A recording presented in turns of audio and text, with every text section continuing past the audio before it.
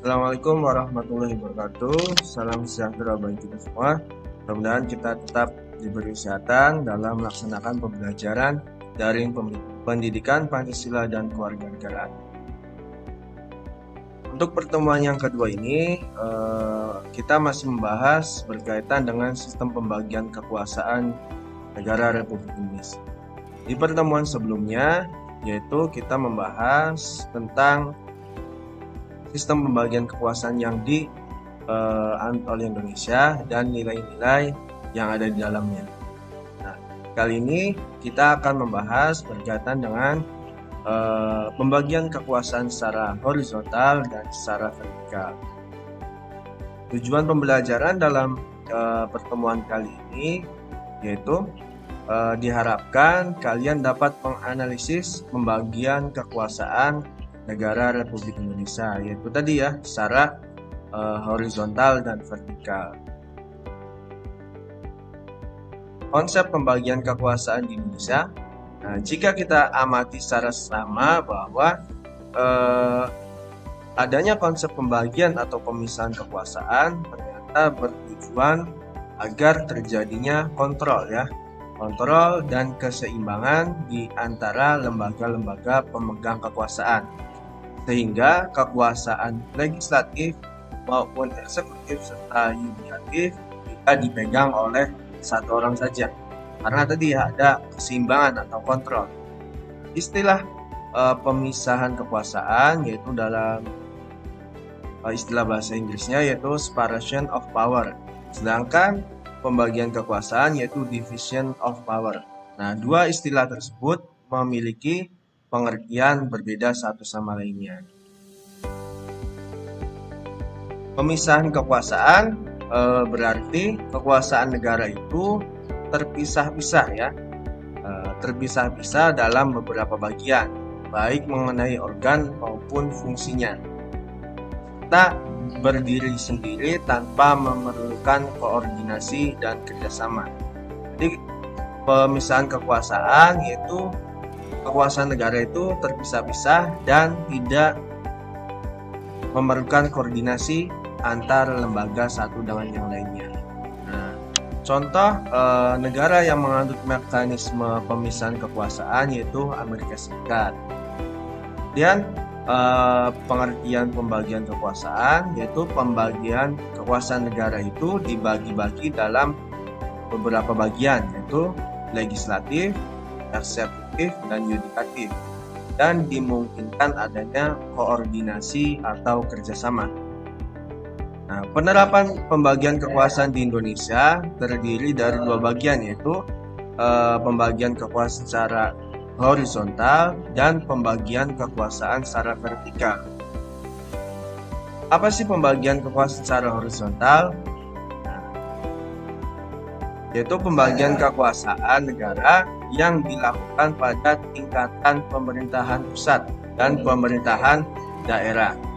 Nah, pembagian kekuasaan pada tingkatan pusat berlangsung antar lembaga-lembaga sederajat yaitu eksekutif, legislatif, dan yudikatif. Nah, klasifikasi kekuasaan negara tersebut umumnya ada tiga jenis kekuasaan yaitu kekuasaan legislatif, eksekutif, dan yudikatif. Namun dalam perkembangannya di Indonesia sendiri dibagi menjadi 6 kekuasaan negara, yaitu ada kekuasaan konstitutif, kekuasaan legislatif, kekuasaan eksekutif, kekuasaan yudikatif, kekuasaan eksaminatif, dan terakhir kekuasaan moneter atau di bidang keuangan. Nah, pembagian kekuasaan secara horizontal ini tadi kan ada 6 bagian ya. Nah, yang pertama yaitu kekuasaan konstitutif. Nah, dari katanya saja konstitutif atau konstitusi, yaitu kekuasaan untuk mengubah dan menetapkan undang-undang dasar. Nah, kekuasaan ini dijalankan oleh Majelis Permusyawaratan Rakyat ya. Nah, di sana dituangkan dalam pasal 3 ayat 1 Undang-Undang Dasar, yaitu Majelis Permusyawaratan Rakyat berwenang mengubah dan menetapkan undang-undang dasar. Nah, ini ya, kekuasaan konstitutif ya. MPR berhak mengubah dan menetapkan undang-undang dasar. Jadi ketika ada pernyataan, kenapa sih undang-undang dasar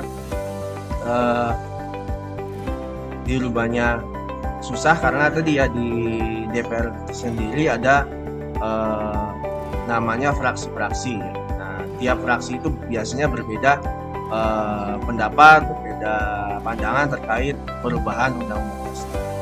Dan yang kedua, kekuasaan eksekutif, yaitu kekuasaan untuk menjalankan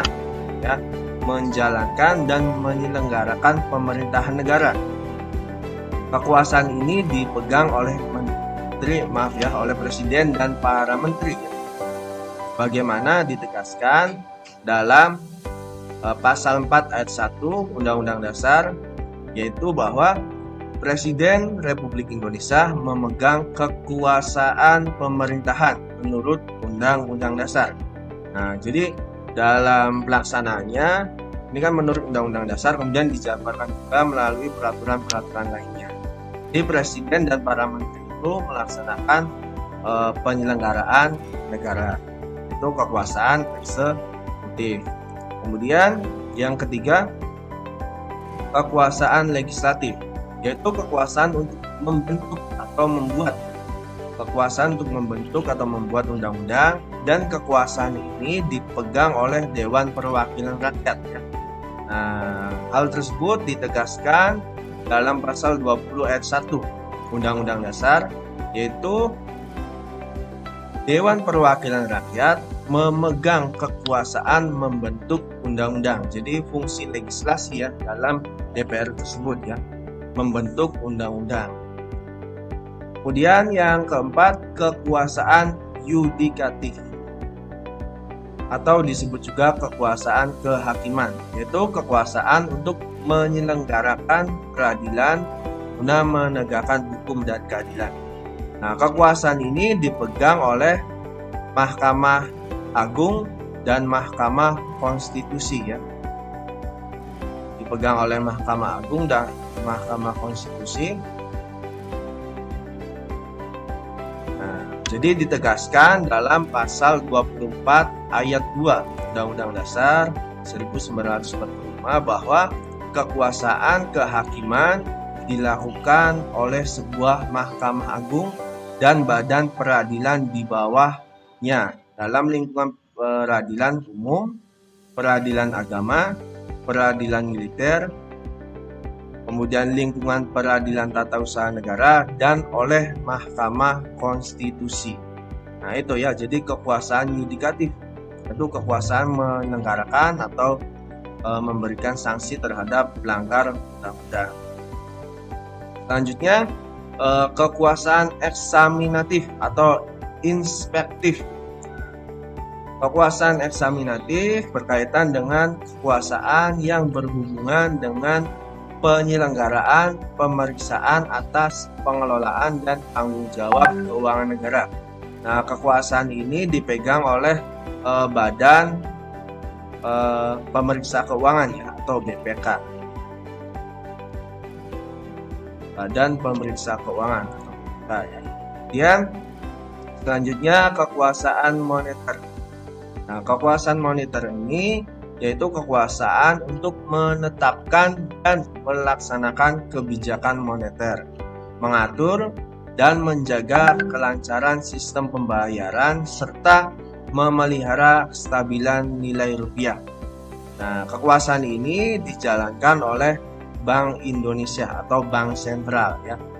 Hal tersebut dijelaskan dalam pasal 23D Undang-Undang Dasar bahwa negara itu memiliki suatu bank sentral yang disusun atau yang susunannya dan kedudukan serta kewenangan dan independensinya diatur oleh undang-undang.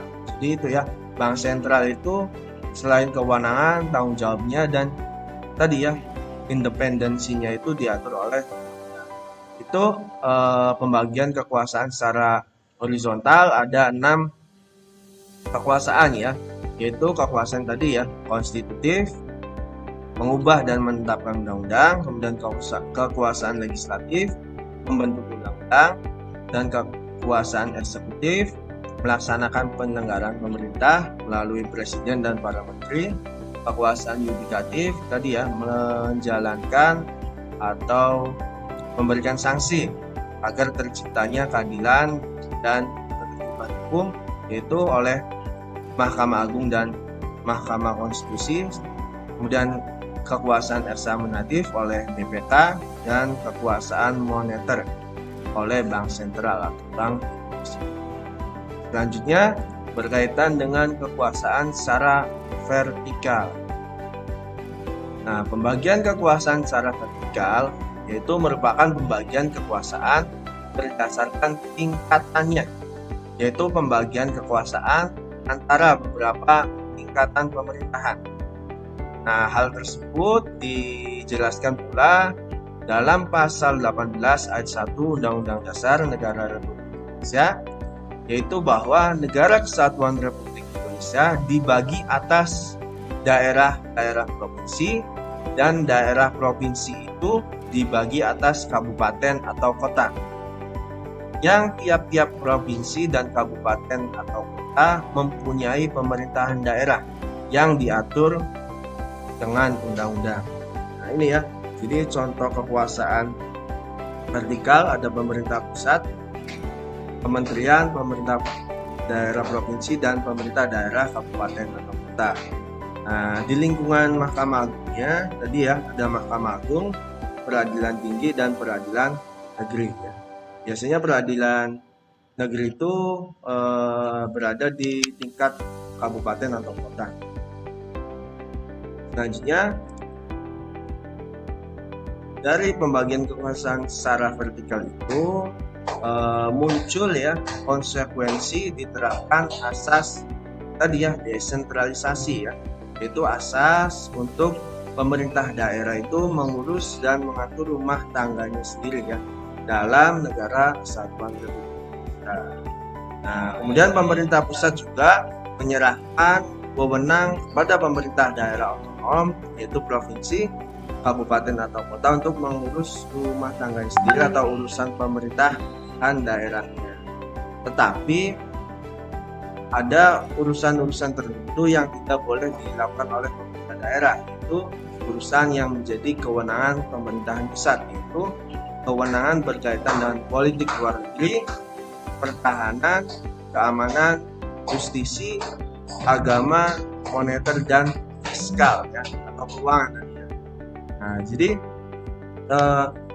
kalau pembagian kekuasaan secara vertikal itu dari pemerintah pusat ya ke pemerintah daerah melalui tadi ya asas desentralisasi, tapi kewenangan untuk urusan pemerintah pusat diserahkan tetap oleh pemerintah pusat. Pemerintah daerah hanya melaksanakan kewenangannya di luar tadi ya kewenangan pemerintahan pusat. Sedangkan tadi ya kalau pembagian kekuasaan secara vertikal atau secara horizontal ya, secara horizontal itu yaitu tingkatannya itu sama ya, antar lembaga negara itu sama atau sejajar. Tadi ada 6 kekuasaan secara horizontal. Kalau secara vertikal dari pemerintah pusat kepada pemerintah daerah. Nah, jadi di Indonesia sendiri tadi ya ada beberapa wilayah mulai dari pemerintah provinsi, pemerintah kabupaten atau kota ya. Jadi tiap wilayah tersebut biasanya juga diatur oleh undang-undang otonomi daerah, serta ada juga otonomi khusus biasanya di wilayah-wilayah tertentu. Contoh misalkan ada di DKI Jakarta, Yogyakarta, Nanggro Aceh Darussalam, serta di daerah Provinsi Papua itu memiliki otonomi khusus yang berbeda dengan wilayah yang ada di Negara Kesatuan Republik. Saja pertemuan yang kedua berkaitan dengan pembagian kekuasaan. Silahkan kalian pelajari lebih lanjut. Nanti di pertemuan selanjutnya akan ada tugas tentang materi berikutnya. Terima kasih. Mudah-mudahan kalian tetap diberikan kesehatan, dan jangan lupa tetap bahagia ya, dan jangan lupa bersyukur. Terima kasih. Billahi taufiq wal hidayah. Wassalamualaikum warahmatullahi wabarakatuh.